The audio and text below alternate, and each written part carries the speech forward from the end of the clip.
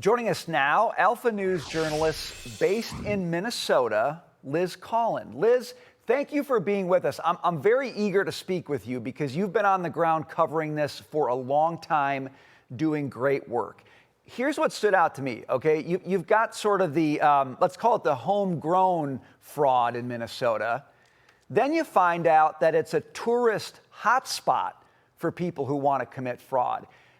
If I go tour someplace in America, it's because I know a lot about it and I know what's there and I want to go see it. These guys from Philadelphia must have known a heck of a lot about how easy it is to rip off Minnesotans. How do you think they knew that?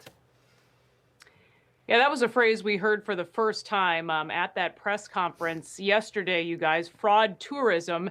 But I don't think it really also took us by surprise. This has been something that's been going on now for years, but those numbers truly shocking, upwards of $9–10 billion and counting. I'll be honest, I don't think they really have a grasp at this just yet because it doesn't seem that there is an end in sight with these fraudulent businesses.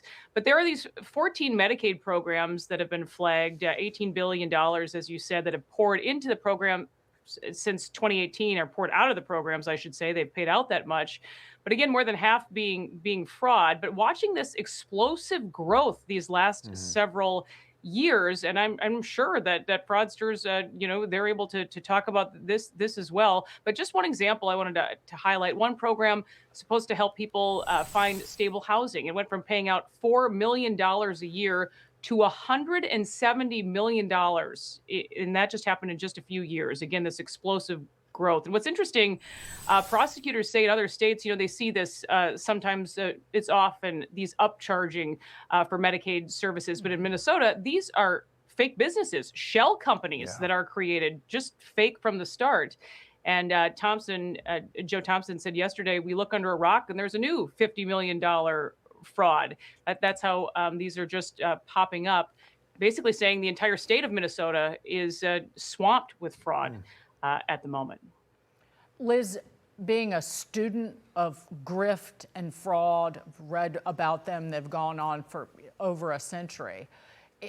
You never have people who are administering programs in a government that they don't benefit somehow, financially or otherwise.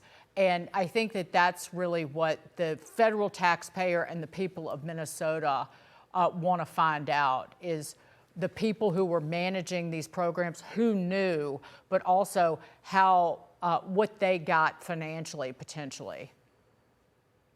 Yeah, I think there's a lot of people very thankful for this glaring national spotlight at the moment. Frankly, people have been asking for help for quite a while here, just saying, gosh, I wish somebody would come in and take a look at this. And now I think there's 5 or 6 separate federal investigations ongoing, just announced within the last few weeks into what's going on here in Minnesota, whether it's our voter rolls, whether it's our SNAP welfare benefits, these Medicaid programs, as we're talking about. But you also, what's interesting here, and the question that still remains, will any political leaders here be indicted, being involved with any of this? We saw many campaign donations that came from fraudsters involved in what was been called the Feeding Our Future fraud. This was a $250 million fraud. Fake food sites again set up, the largest COVID scheme in the country. 78 people now charged in that scheme.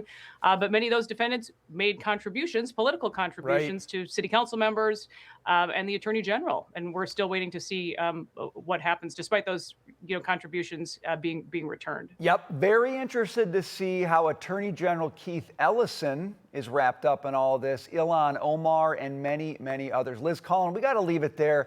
Thanks for all the work you're doing on the ground, going to these storefronts, finding out that they're empty, reporting it, and helping us understand how big this problem is. Thanks, Liz Collin. We appreciate it. Thank you.